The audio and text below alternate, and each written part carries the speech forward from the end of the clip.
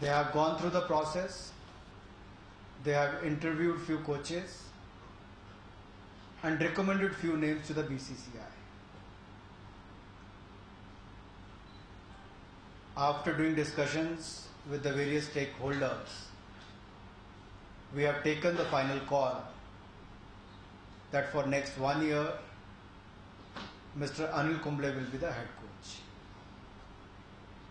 As far as the bowling, batting or other coaches or the support staff is concerned, that announcement will be made soon.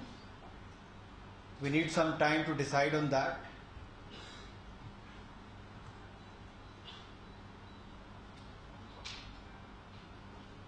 I'll leave it open to others to ask any question if they have. You want to add, Shilkeji? Nothing. Sure. I would answer questions if any. Please raise your hand. I'll start with Rika. After almost 16 years, after 2000 perhaps, India is once again going back to an Indian coach, a full-time Indian coach. What was the reason behind picking Anil Kumble? I think I became president of Himachal Cricket in the year 2000, and now in 2016, after 16 years, I'm the president of BCCI. So jokes apart, it is not about Indian or a foreign coach. It is about who's the best for Indian cricket. And I think we have used the services of best players who have served the Indian cricket for many years, Saurav, Sachin and DVS, and they have been involved. Mr. Sanjay Jagdale, who has been the selector in the past and the former secretary of the board, he has been kind enough to give time. And I think we have kept it very transparent. As per the set criteria, who qualified, who did not qualify, and their presentations, how they can take Indian cricket forward. So I think all that has been considered. There was no such limitation that we have to look for only Indian coach. We wanted the best for the Indian team. We deserve the best. We have the largest cricket fans in India, all across the world. I think we are one of the strongest economies as far as the cricket world is concerned. I think India deserves the best, and I think we have Anil Kumble with us. He has been a match winner for India. He has a great record, and I think record speaks for Anil.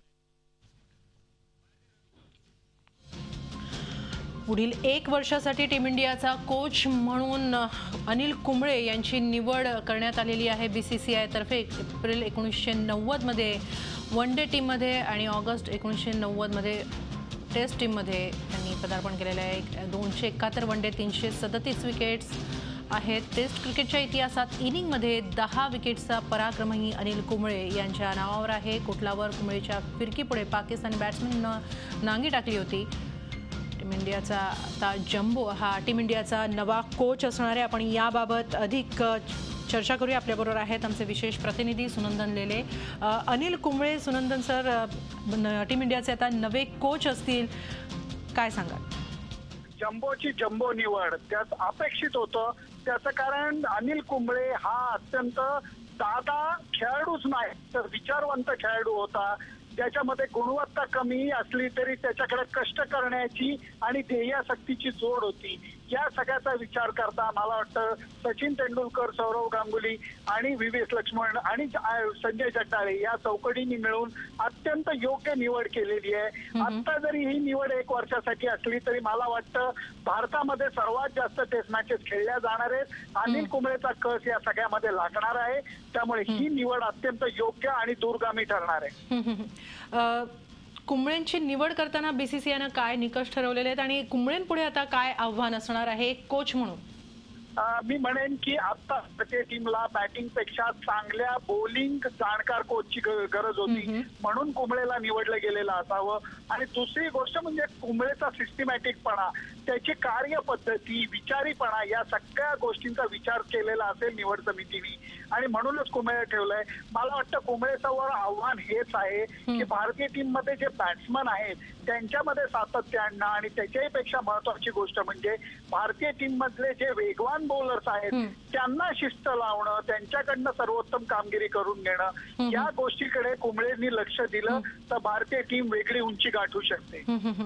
बॉलिंगसाठी Anil Kumble यांच्यासारख्या कोचची गरज होती, मात्र केवळ 1 वर्षासाठी ही निवड केलेली आहे. यामागचं कारण काय असू शकतं? मला अजून त्याचा खरं तर उलगडा झालेला नाहीये, पण मला वाटतं आत्ताच्या घडीला त्यांनी 1 वर्ष एवढ्या करताच केलं असेल की हे लग्न जुळतंय कसं, ना जुळतेय कशी, मन जुळतायत कशी, या सगळ्या गोष्टी बघायला लागतील. पण ही कुंबळेची निवड 1 वर्षापुरती मर्यादित राहणार नाही अशी मला खात्री आहे. पण कुंबळेंबरोबरच सुनंदन सर, रवी शास्त्रींच्या नावाचीही जोरदार चर्चा होती. का निवड होऊ शकली नाही याचं काही कारण सांगू शकाल?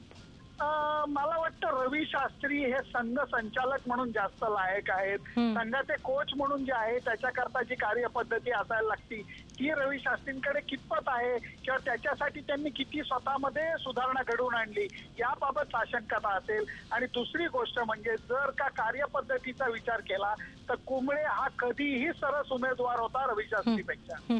धन्यवाद सुनंदन सर, झी24 तासची ही चर्चा केल्याबद्दल. टीम इंडियाचा आता नवा कोच पुढील 1 वर्षासाठी जम्बो अर्थात अनिल कुंबळे असणार आहे.